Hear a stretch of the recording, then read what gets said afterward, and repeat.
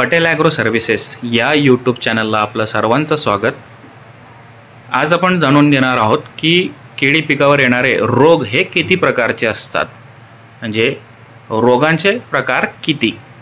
तर केळी पिकावर येणारे जे रोग आहे मुख्यतः 3 प्रकारचे असतात। त्यात पहिला जो आहे तो बुरशीजन्य, ज्याला आपण म्हणतो फंगल डिसीज, म्हणजे बुरशीपासून पिकात होणारे रोग म्हणजे बुरशीजन्य। उदाहरणार्थ जर आपण पाहिला सिगाटोका, ज्याला आपण करपा म्हणतो, पनामा, फळांचा ठिपका किंवा टिकल्या, हे जे रोग आहे हे सगळे फंगल म्हणजे बुरशीजन्य रोग आहे। हे बुरशीपासून आपल्या पिकात येतात।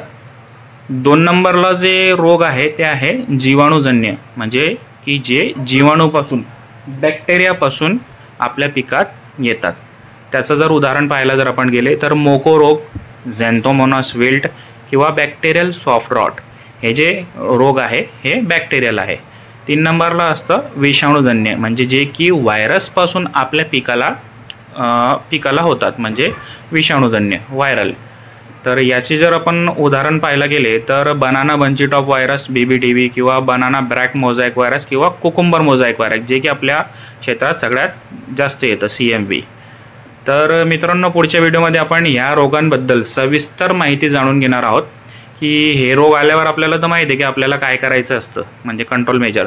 पण हे रोग आपल्या पिकात काय येतो, कसा येतो, किंवा हे येऊ द्यायचं नसेल, याची रोकथाम करायची असेल आणि आपला खर्च जर वाचवायचा असेल तर आपल्याला काय करावं लागेल त्याबद्दल।